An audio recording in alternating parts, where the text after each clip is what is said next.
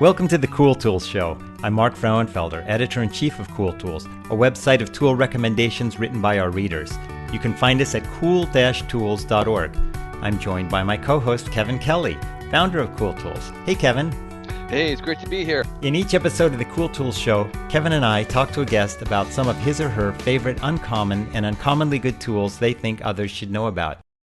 Our guest this week is Mike Streetz. Mike is a new dad, home automation aficionado, electronics tinkerer maker, and IT consultant by day. He hails from Sydney, Australia, and is currently based in Los Angeles with his wife and son. Mike, it's a real pleasure to have you on the show. How are you? Hey, I'm great. Thanks for having me. Yes, it is a really great pleasure, and we're really looking forward to some of your favorite tools. And so, starting out, Mike, I believe I have the same table, and I'm glad you wanted to talk about it. It's called the Lifetime Fold-Up Table. Yeah, so it's a white plastic table. It's got a hinge in the middle. It's about double the width of a card table. And it has sort of metal legs on either side with a crossbar between the legs, but there's no crossbar going across that would hit your legs. So it's all nice and out of the way in that regards. I use it for a lot of things, actually. At the moment, I'm using it basically just to clean up my main desk and move stuff off that. But I used it over Christmas, actually, as a present wrapping station, because you can raise the height to standing height and work with it that way. Wow. So is it pretty sturdy? Because my image of a kind of a card table is that it wouldn't really be that sturdy if you're putting monitors and loading up something else and you're working on it. Is it does it shake at all?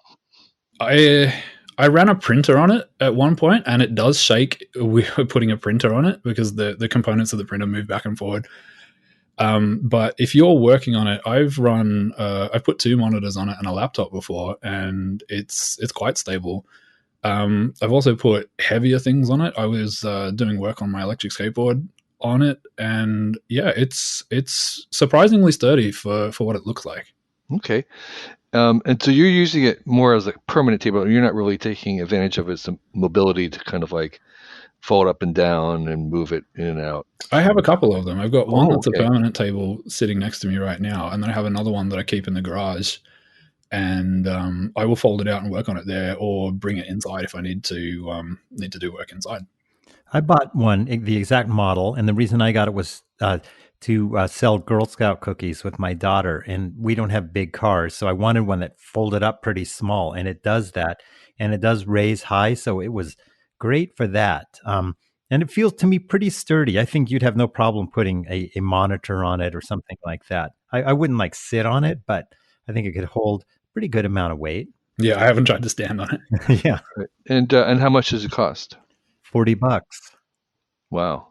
$40, yeah. And Lifetime, is that a brand name or is that a description? That's the brand name. I don't think it has a lifetime warranty.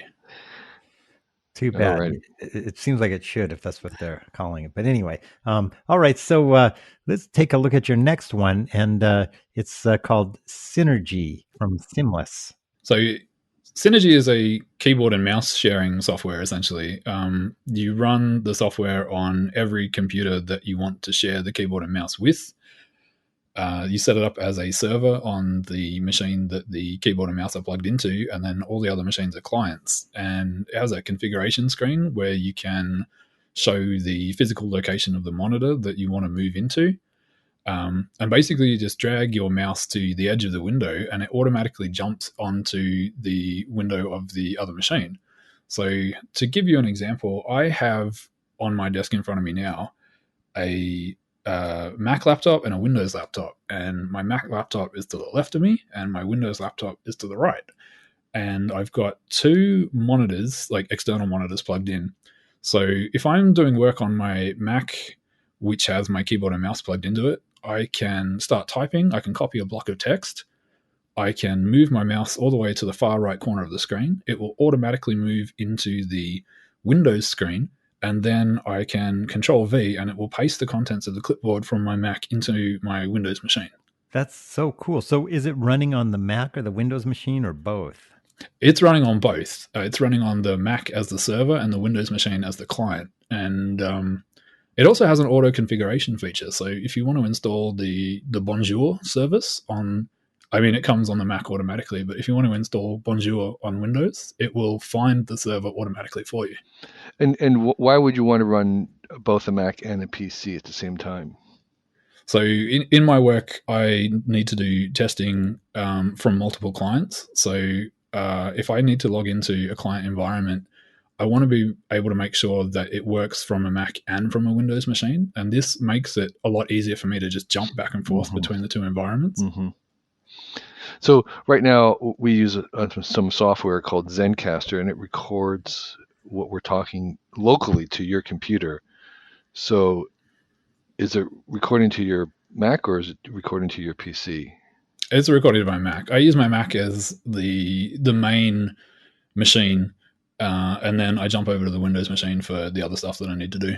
So there's something that takes priority. There's one machine that's dominant, I guess. Maybe you could think of it that way. It's dominant in that it is processing all of the mouse movements and the keystrokes. And so if you had a Linux machine too, I imagine you could have like 3 running at once. Yeah, you can. You can have. I'm not actually sure what the limit is, but I have had a tablet that I was testing from as well, and I moved the tablet down underneath my 2 monitors, and basically created another screen down there. So I would just drag the mouse to the bottom, and it would jump onto the tablet for me too. Wow! So this is really built for people who are having to test software or things or devices across multiple platforms, and because you can go from one to one seamlessly, you use Seamless. Seamless is the name of the developer. Okay. Synergy is the name of the software. But yeah, it should be the other way around. But okay, maybe it should. I imagine also like it might be good for gamers or something where they prefer to work on a Mac, but they play games that are only available on a PC, and then they can just have one keyboard set up. And yeah, I mean, maybe if you were streaming from one machine, but you wanted to type replies to comments, say in another completely separate window, you could do that too. Okay, great. Very cool. And how much does that cost? I think the professional version is $49. Which, if that's the case, is not too bad for something that seems, at least for you, kind of a mission critical utility. Yeah, it's well worth it. I would recommend getting the professional version because it comes with the TLS encryption. If you're only using it at home, it's probably not a big deal. But if you plan on using this software at work as well, and you're on a work network, you definitely want to encrypt your keystrokes because otherwise they're going in clear text over the network, and they can be viewed by anyone on the same network segment that is running Wireshark, for example. Well, oh wow. Okay, so the basic is $30. The Pro is $40. So for $10 more, you get encryption. Yeah. Okay. It's worth it. You have to do it. Yeah. Okay. I don't even know why they make it an option. I mean, yeah, that's weird. Okay, so the next one is a ratcheting screwdriver. That looks pretty cool. Describe it to us and tell us how you use it. So it's a bit large for a screwdriver. It's got a black rubber handle, and it has a pivot point up the top where you can change the head to basically go 90 degrees, 45 degrees, or 180 degrees straight, like a normal screwdriver. It has a bit holder in the bottom, which can hold quite a few bits. And up the top, it has a ratchet head, which can work with a socket set that's included with the kit. So I use it on my car quite a lot, mainly with the metric bits that are included because I have a Japanese car. But yeah, I find it really handy, especially the fact that when you need to get some more leverage, you can basically change it to 90-degree mode and just really crank on that handle to either loosen something or to tighten it right up. So there are other ratcheting screwdrivers or spanners out there, but the advantage that you see for this one is that you can change the angle. You can move it from 180 to 90, which then changes the leverage and the torque when you're trying to tighten or loosen something. Is that the main advantage of it? The main advantage to this one for me is that it's a ratcheting screwdriver and a ratcheting socket wrench, essentially. So you can move back and forth from one tool to the other just by swapping the head out really quickly. Okay. And it looks like a lot of the bits are stored in the handle. Some are stored in the handle, and then the sockets are like in a little plastic kind of holder. Yeah, so the sockets are in the plastic holder, but then it comes with a nylon pouch as well. So the two socket sets sit neatly in the nylon pouch, and then everything is sort of contained in that pouch. Oh, cool. And it's $24, which is pretty cheap. Does it feel sturdy to you? It's real sturdy. Cool. I've been using it for about 2 years now, and yeah, I haven't had an issue with it. The only thing that I would want them to change if they were doing a revision, say, is the cap, because I tend to put my hand on the back of the screwdriver if I'm trying to get more force to like unscrew a bound screw or something. And if I'm doing that and holding the body of the screwdriver with my hand on the cap eventually unscrews. Right. Oh, I see. Yeah. Okay. Yeah, so that looks like a cool one. And does that have a name? Is there the name of a brand? I'm not sure that the tool itself has a name, but the brand is called Nebo. Nebo. Okay. Nebo ratcheting screwdriver socket. Okay, so your fourth one, I just love it because it's like such a special purpose little gadget, but it looks cool. You're using a pin punch as a SIM card removal tool or a reset tool for electronics.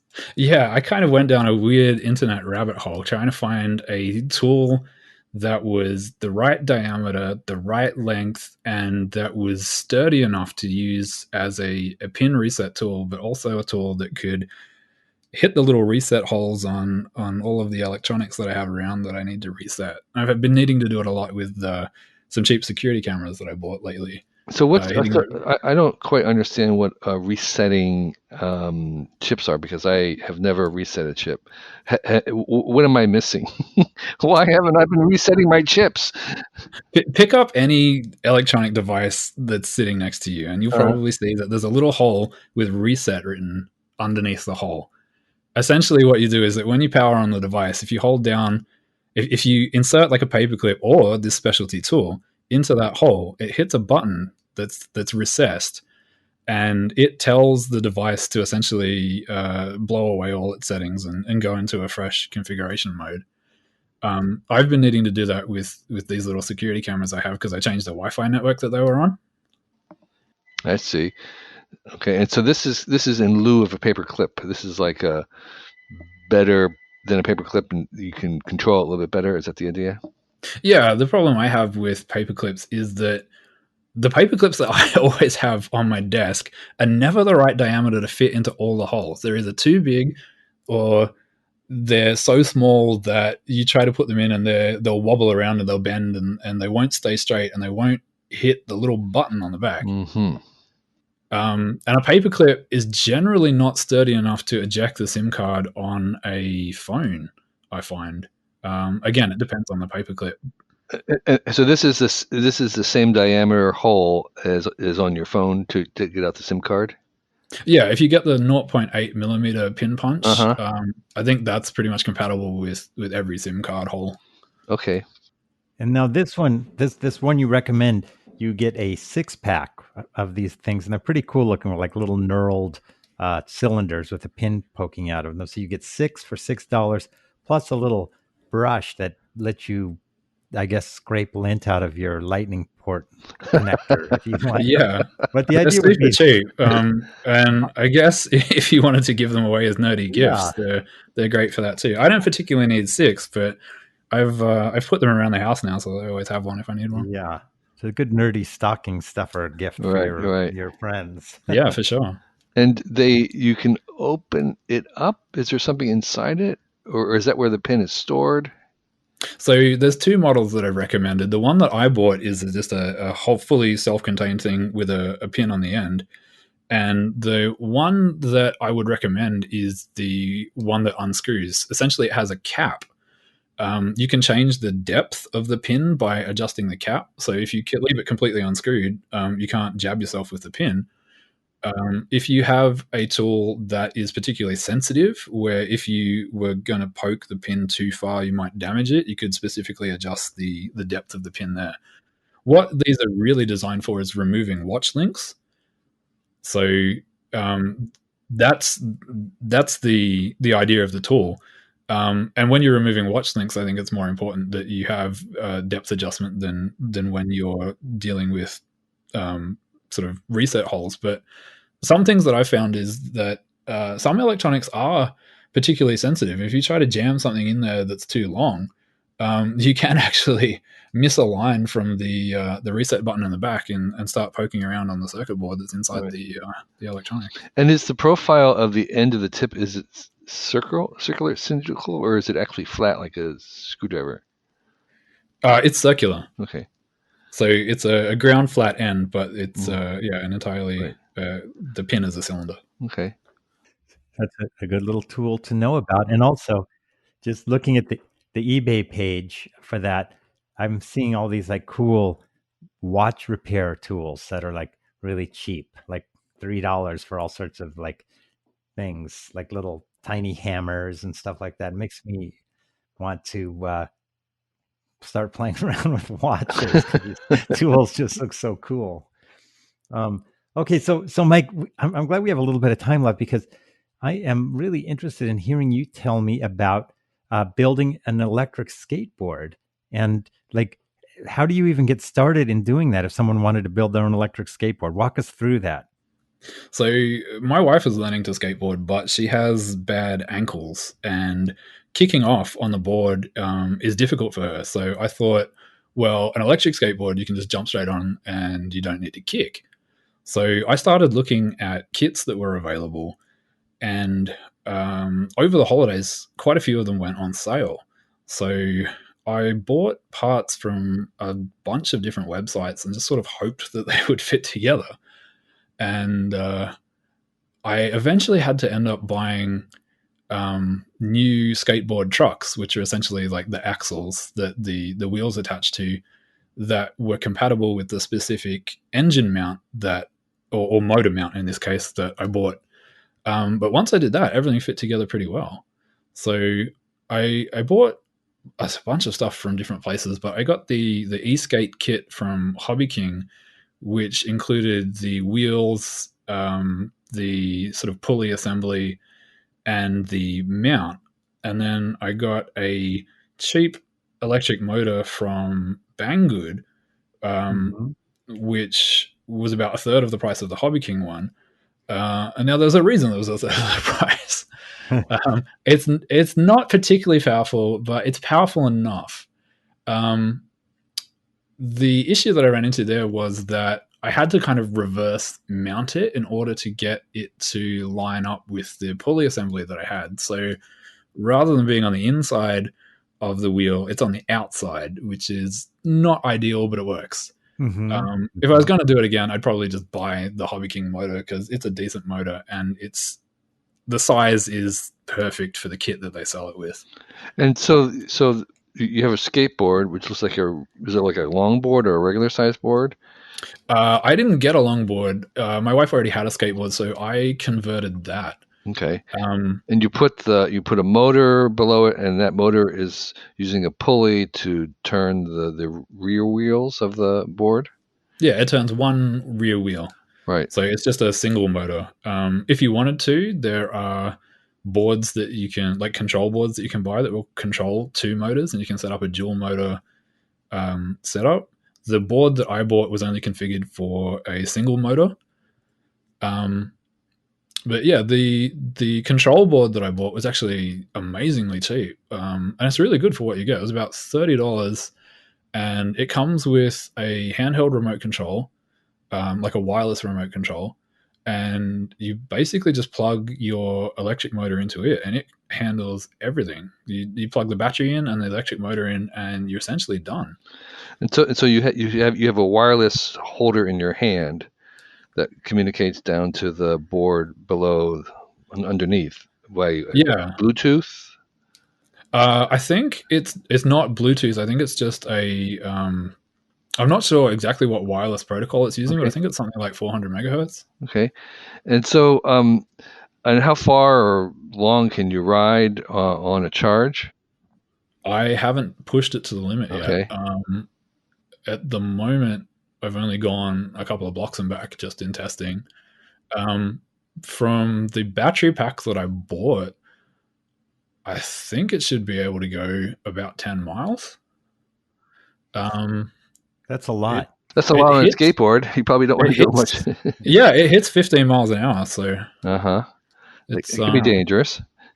Yeah, I probably wouldn't want to go much faster than that on this board because it's not a long board. So yeah.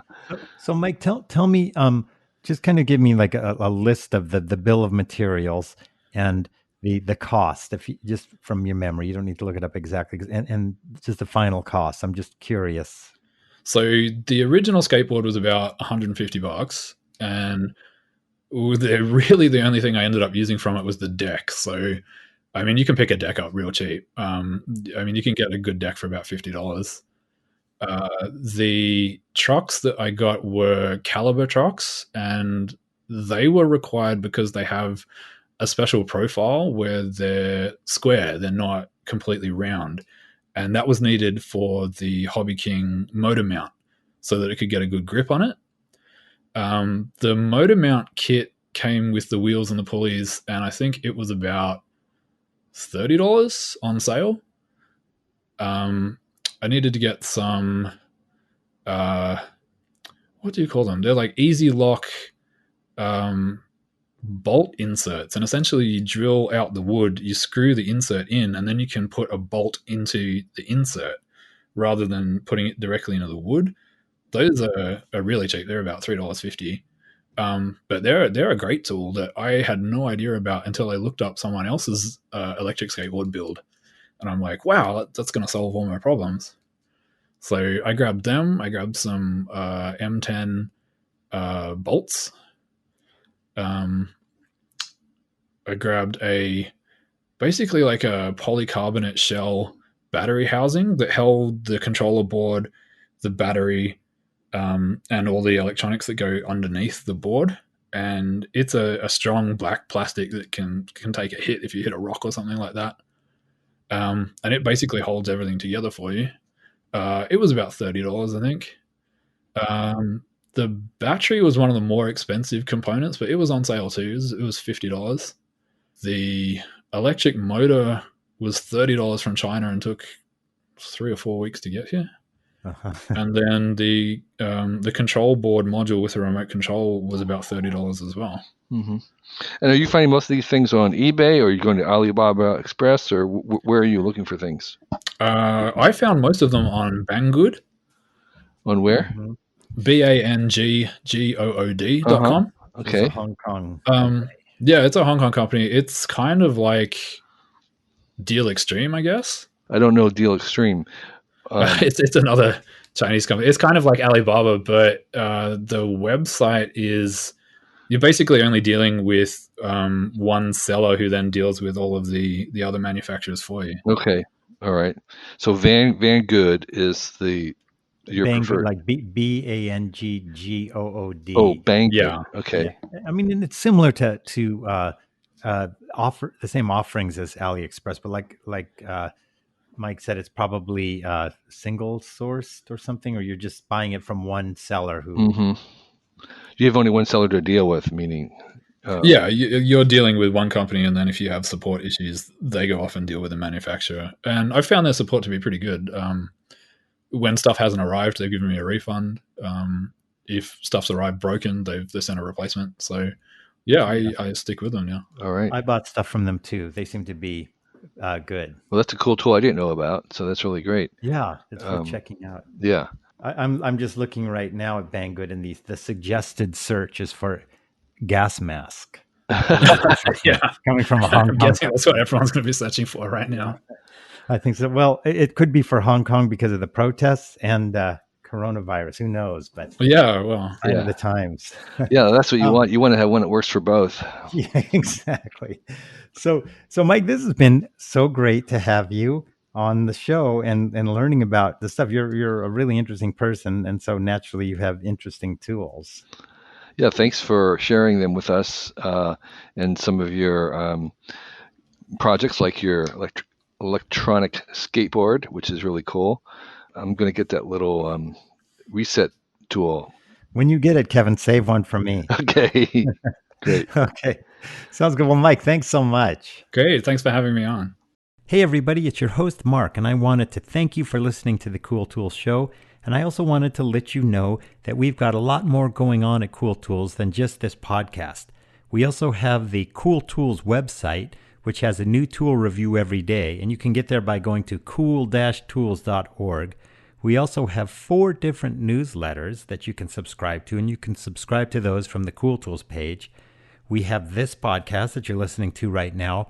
We also have a YouTube channel where we review tools. Check that YouTube channel out by going to youtube.com/cooltools. And one of the things I'd like to ask you is, if you're really enjoying everything that we are producing, go to our Patreon page and support us there. You can sign up and give us as little as $1 a month, and that would mean a lot to us. The money that we get from Patreon goes towards a lot of things. We transcribe our podcast interviews so that you can read them online. We pay for editing of our podcasts and for our videos. We pay our contributors. We have video production costs. We have equipment costs. We have hosting costs. And the money you give us through Patreon also goes to support Cool Tools Lab. Anything you give is a huge help. And one of the things that we do is, if you are a contributor to Patreon, we'll give you a shout out on air. And so I have a few people here to thank this week. Mark Lyanaj, Micah Gates, Monty Zukowski, Patrick James McNally, Robert Cohen, Scott, Spence Lloyd, Steve Avery, Steve Golden, Steve Levine, Tom Hess, William Phillips, Aaron Nipper, Durab Patel, Glenn Mercer, Jay Walker, Jeff Bonner, Ryan Jarrell, Pat Daly, Patrick Kennedy, Troy Wallet, Mike Camerate, Nicole Harkin, Tim Youssef, Scott Reed. Thanks all of you for supporting Cool Tools. And if you would like to have a shout out, go over to the Patreon page and sign up. And thanks for listening to the Cool Tools podcast. We'll see you next week.